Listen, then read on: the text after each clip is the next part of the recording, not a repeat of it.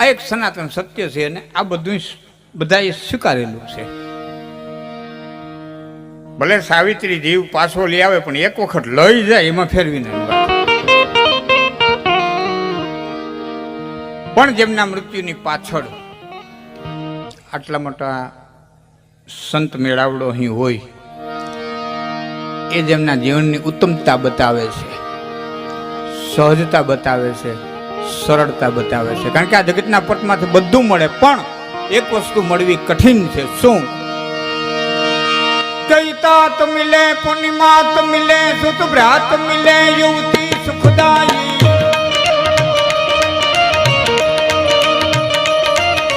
તાત મિલે, પૂર્ણિમાત મિલે, સુત ભ્રાત મિલે, યુવતી સુખદાયી. રાત મિલે, ગજવાજ મિલે, સુખ સાથ મિલે, મન વાંછિત પાઈ.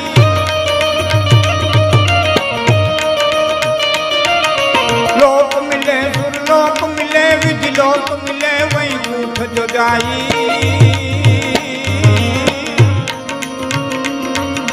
સુંદર ઓર મિલે સબહી સુખ સંત સમાગમ દુર્લભ ભાઈ. સંત સમાગમ દુર્લભ ભાઈ. સંત સમાગમ દુર્લભ ભાઈ.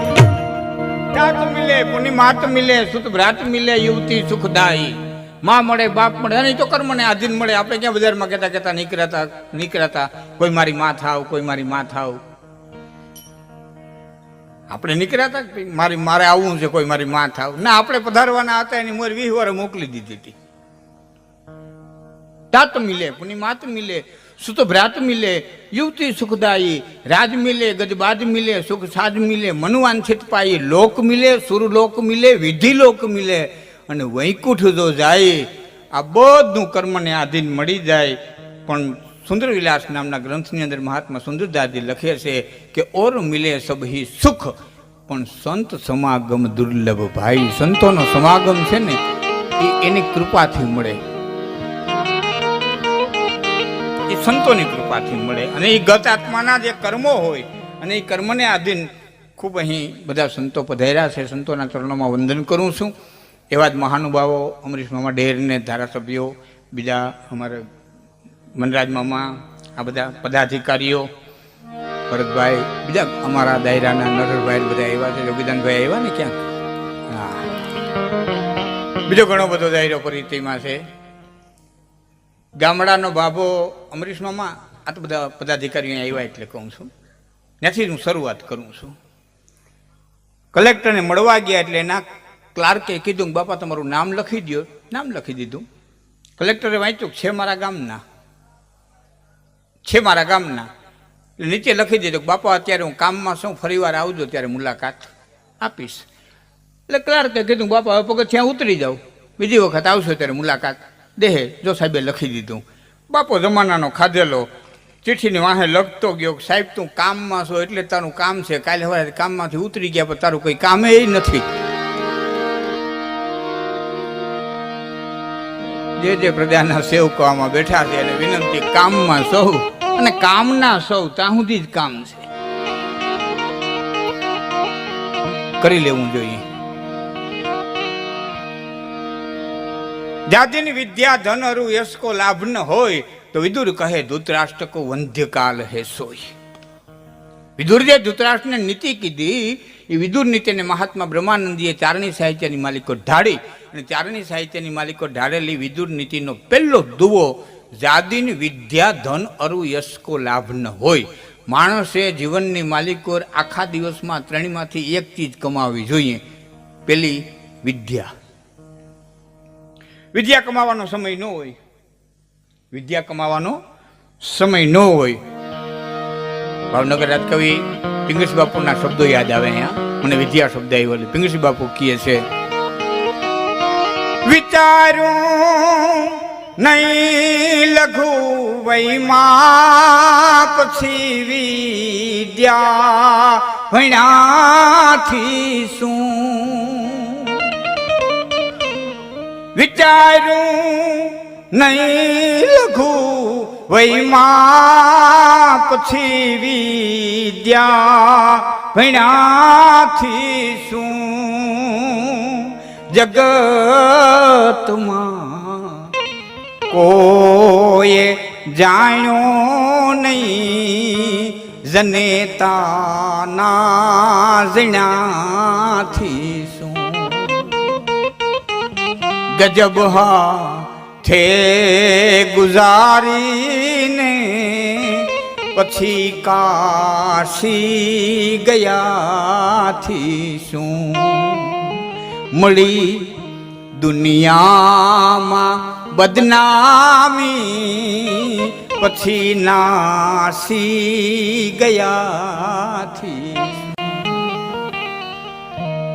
વિચાર્યું નહીં લઘુ વયમાં 7-8 વર્ષનો છોકરો હોય ને પટુક ભણવા જતું હોય, હા આપણે રાજી થઈ, આપણે થઈને બિસ્કીટનું પડીકું લઈ દઈએ ને ઓળખતા ન હોય, પણ એવું રૂપાળું લાગે.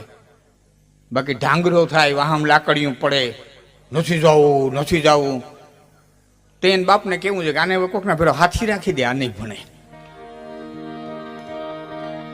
કારણ કે એ અમુક ઉંમર છે. તો આખા દિવસમાં માણસે વિદ્યા કમાવી જોઈએ. વિચાર્યું નહીં લઘુ વયમાં પછી વિદ્યા ભીણ્યાથી શું, અને જગતમાં કોઈએ જાણ્યું નહીં પછી જનેતાના ઝીણાથી શું. એક સંસ્કૃતમાં શ્લોક હતો કે જે પોતાના નામથી ઓળખાય ને એ ઉત્તમ, પોતાના નામથી જે ઓળખાય એ ઉત્તમ, બાપના નામથી ઓળખાય એ મધ્યમ, મોહારના નામથી ઓળખાય એ અધમ, અને બાઈમાણાના નામથી ઓળખાય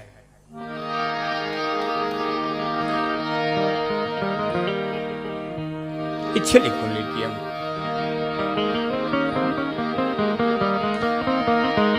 જે પોતે માયનો છે, પોતે કાયમો છે, નામ કાયમો છે. ભગત બાપુએ કીધું ને કવિ કાગે, તો આમાં ભજનો હોય, ગીત હોય, દુહા હોય, છંદ હોય, કવિતા હોય, એમાં ઘણી વખત આખો ભજન મહત્વનું ન હોય, એમાં એક કડી મહત્વની હોય, ઘણી વખત એક કડી મહત્વની ન હોય, એક લીટી મહત્વની હોય, એક અર્ધાલી મહત્વની હોય, ઘણી વખત અર્ધાલી મહત્વની ન હોય, એક શબ્દ મહત્વનો હોય. હા, કેટલો મહત્વનો હોય હું તમને કહું. ભજન તો જાણીતું છે. કવિ કાગ એમ કે તારા આંગણિયા એ પૂછીને જો કોઈ આવે રે આવકારો મીઠો એને આપજે રે, તારે કાને રે સંકટ કોઈ સાંભળાવે રે બને તો થોડા કાપજે રે. એક શબ્દ મહત્વનો બે લીટીમાં. મારી વાત ઉપર ધ્યાન દેજો. તારા આંગણિયા પૂછીને કોઈ આવે, રખડતો આવે એમ નહીં, કોક દેખાડી દે ને આવે એમ નહીં. તારા આંગણિયા પૂછીને કોઈ આવે. હવે આ ગામની માલિકો કોઈ માણા પૂછતો આવે કે કાથડ બાપુ કોઠીવાડનું ઘર ક્યાં છે, એ પૂછતો ક્યારે આવે, એટલી ઇજ્જત કાંઈમાં હોય ત્યારે ને. બાકી ગામમાં કોઈ ઓળખતું ન હોય તો કોણ આંગણું પૂછતું આવે. આ મહત્વની વસ્તુ પૂછીને, તારી કીર્તિ સાંભળીને, તારું નામ સાંભળીને કોઈ આવે, અને પછી ભગત બાપુએ કીધું કાને રે સંકટ કોઈ સંભળાવે તો બને. અહીં મજાની વાત, બને તો થોડા કાપજે. તારાથી થઈ શકે એમ હોય તો, ઘર બાળીને તીરથ કરવાની વાત નથી. હા, ઘણા કહેતા હોય ને માયા મોતી નાગીણી નીંડા પોતાના ખાય ને આમાંથી કોઈ ઉગરે તો મોટો મણિધર કહેવાય. આ સંન્યાસી હાટું છે, સંસારું હાટું નથી. એ આ બધું સંન્યાસી હાટું છે, આપણા હાટું નથી. હું તમને વિનંતી કરું, તમે કમાઈ દો, ધન છે ધર્મ કરી શકશો, શરીરમાંથી ઉતરી બાંધી રખડતા છો શું કરશો? ધન છે તો દાન કરશો, ધન છે તો પૂન કરશો, ધન છે તો સારી કથાઓ કરશો. તો એ માયા મોટી નાગીણી નીંડા ખાય ને એ બધું સંન્યાસી હાટું. સંન્યાસીને નોખા છે ને આપણાય નોખા છે. હારવાર ન ઉપડવું. એના ધર્મ જુદા છે, આપણા ધર્મ જુદા છે. સંન્યાસી છે એ અપરિગ્રહ રહી શકે. કાલ ભગવાન જેવડો ધણી, એ સંન્યાસી અપરિગ્રહ રહી હગે, સંસારી અપરિગ્રહ રહી ન હગે. તમારે ઘરે રોજ વરસથી નીંદ રાખવી જોઈએ, એમાં તમે અપરિગ્રહ થાવ ન હાલે. બાલ બચ્ચા હોય તો 20 વર્ષે લગ્ન કરવા પડશે, એના હાટુ બચત કરવી પડે, એમાં અપરિગ્રહી ન હાલે. આપણા જુદા છે. જિજ્ઞાસા થવી જોઈએ આ બધું શું છે, શું છે. એવો જિજ્ઞાર્થી અને પછી મુમુક્ષ. આ 4 પ્રકારના ભક્તોમાં એક અર્થાર્થી ભક્ત કીધો છે. હું અમરીશ મામાને કહેતો હતો કે આપણને ઘણી વખત અવરા કાન પકડાવ્યા. ભગવાનની નિષ્કામ ભાવે ભક્તિ કરે, નિષ્કામ ભાવે સંસારી કરી જ ન હોગે, ભાવ કામ આવી જ જાય. અને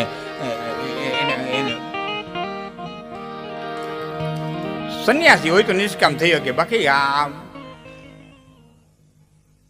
અમારે હિદો ભગત છે ને એમ કહેતા, મેં એક દી વાત કરી મારા હિદા ભગતને, ભજન રામસાગર પર બહુ સારા બોલે, દ્વારિકા, આમ તો ઓળખતા. તો હિદા ભગતને મેં કીધું હું હિદા ભગત, તો કે હા હું કા સાધુ સંતો જેમ આમ બધું ખખેરીને નીકળી જાય એમ આપણે શું કરવા નહીં નીકળી શકતા હોય. મન કે એ છે ને એ ટ્રોલી વિનાનું ભોડું કહેવાય નીકળવું. ટ્રેક્ટરનું ભોડું હોય ને ગમે ત્યાં નીકળી જાય ને આપણે એ કહેવાય ટ્રોલી છે ને પછી એમાં ઉભારા સીડ્યા કસામ બસાના.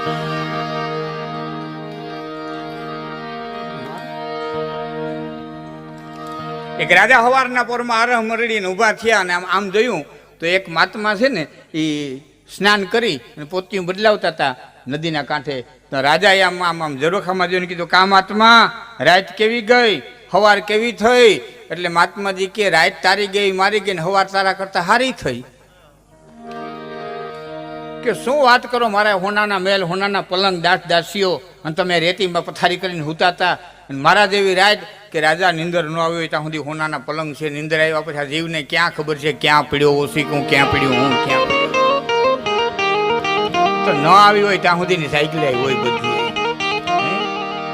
નિંદર પથ્થર નો ગણે અને યન નો ગણે ભૂખ, આઈ જમડા જોબન નો ગણે, ઓલા દેહ નો ગણે દુઃખ. નિંદર પથ્થર નો ગણે. ત્રણથી ખાતરનું ગાડું ભરાયું હોય, 3 દી ઢગલા કરાવ્યા હોય, પછી 3 રાતું લાગ લગાટ ચાહે હુંડા લઈને ચડાવ્યો હોય, એ 3 દિન 3 રાતું લાગ લગાટ લીધો હોય ને પછી એને પાણાનો ઓશીકું દો ને તો ઘડીક વાર ઢબી કરી જાય. એમ ન કે નાના ખાટલો ઝાટકલ નથી ને ઓશીકું કઠણ છે ને પંખા વિનાનું તો ફાવશે નહીં.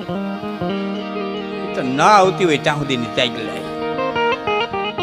નિંદર પથ્થર નો ગણે, અન્ન નો ગણે ભૂખ. 3 દિનના ભૂખના કડાકા થયા હોય મારા બાપને, પછી ટાઢો બાજરાનો રોટલો દયો ને તો એ કઈડી ખાય. એમ ન કે મને ઘઉંના ભાવે છે ને આસણું તો જોશે ને દૂધ વિનાનું ગળે નહીં ઉતરે ને. તો ન લાગી હોય ત્યાં સુધી સાયકલ આવી. ભોગ છે. રાણા કંડોળાનો બ્રાહ્મણ કવિ ભુદરજી લાલજી જોશી તો ત્યાં સુધી કહે છે કે નળપતિ નળ રાજા હુવા અને વનમાં વલખા વાય. નળ અને દમયંતી એવા સતવાદી થઈ ગયા, પગે જીવડું મરે તો 3 દિનનો અપવાહ કરે અને પ્રાયશ્ચિત કરી લેતા. આવા સતવાદી પગે કીડી મરવા ન દે. નળપતિ નળ રાજા હુવા અને વનમાં વલખા વાય, એ મારી મથિયા ખાય અને ભૂખ લાગે તે દીપુતરા. ઈના ઈ નળે અને ઈના ઈ દમયંતી ખાડામાં ઉતરી માછલા મેળ્યા હતા. તેથી કઈ આગળ કે સબ તીતા સબપે ચડી અને ગાંધારી ગાંડી થાય. કુરુક્ષેત્રના મેદાનની માલિકો 18 અક્ષોની સેનાના મળા પીડ્યા હતા, ગાંધારી નીકળી. એ રાત અંધારી ભગવાન કૃષ્ણે માયાવી આંબો મૂક્યો, એ આંબામાં કેરીયું, એ ગાંધારીના પેટમાં ભૂખ મૂકી, કેરી લેવા ગઈ, કેરી હાથમાં ન આવી, 4 આંગળ છેટી રહી. છોકરાનું મળદું પીડ્યું તું, ઢળીને એમાં ચડીને કેરી લેવા ગઈ અને કેરી હાથમાં ન આવી. એક મરદાન માથે બીજું મળદું નાખ્યું, મરદાન નિહણી મંડી કરવા. સબ ચીતા સબુપે ચડી અને ગાંધારી ગાંડી થાય. આ તો આંબે મન અટવાય અને ભૂખ લાગે તે દીપુતરા. કે ઈથી કઈ આગળ હાલો એ મળા હતા. ઈથી કઈ આગળ કે જઈને બચાવને જોગવે અને પઈ પોતાના પાય. જનેતા લોહીનું ધાવણ કરીને બતલાવને પાતી હોય, જઈને બચાવને જોગવે આ પઈ પોતાના પાય. તો વિયા વિછણીને ખાય અને ભૂખ લાગે તેથી ભૂદડા વિછણીના છોકરા ખોખું થાય. પછી મૂકે જન્મતા ખાધી ન જાય તો વિયા વિછણીને. આ ભૂખ से भूख में राज को तेज सब घट गयो, भूख में सिद्धि की बुद्धि सब हारी, भूख में कामिनी काम को तज गई, भूख में तज गयो पुरुष नारी. भूख में और व्यवहार ना रहत है અને ભૂખ में रहत है कन्या कुमारी. कवि गंग कहे सुनसा अकबर 4 ही वेद से भूख न्यारी.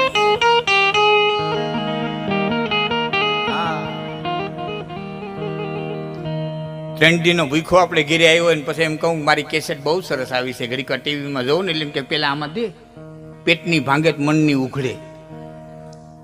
પેટની ભાંગે તો મનની ઉઘડે, અને મનની ભાંગે ને પછી આત્માની ઉઘડે. પરબારી ગુરુ ગમ્યો ન હોય એટલે મમ્મનું થવું જોઈએ. પછી મન પ્રસન્ન રહે, પછી મન થાકે, પછી આત્માની ઉઘડે. તો નિંદર પથ્થર નો ગણે, અન્ન નો ગણે ભોગ, જમડા જોબન નો ગણે. જમરાજા જીવ લેવા આવે ને પછી જોતા નથી બ્રહ્મમાં કે આની વાહે કોઈ લેનારું છે કે નહીં, આની વાહે કોઈ રોનારું છે કે નહીં, આની વાહે કોઈ કંઈક ઉત્તર ક્રિયા કરનારું છે કે નહીં. જેને આવ્યો એને લઈને જાય. એક દિવસની આયુષ્ય લઈને આવનારા મચ્છર જેવા ન રહ્યા, તે કરોડ વર્ષની આયુષ્ય માગીને આવનારા માંધાતા જેવા ન રહ્યા. સમય ન હોય, ધન કમાવવું જોઈએ.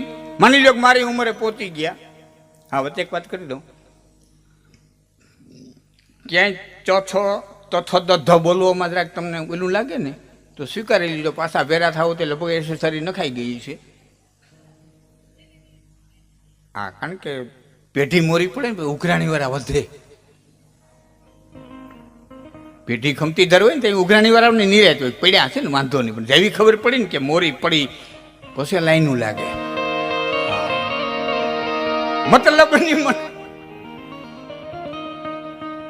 હા, આ દુનિયા દોરંગી તુરક તુરંગી. પણ જરા તારે ક્યાંય ચોછાનું થાય તો તમે સ્વીકારી લેજો. એક દાંતની વલી છે એટલે પછી એસેસરી નખાઈ જાય.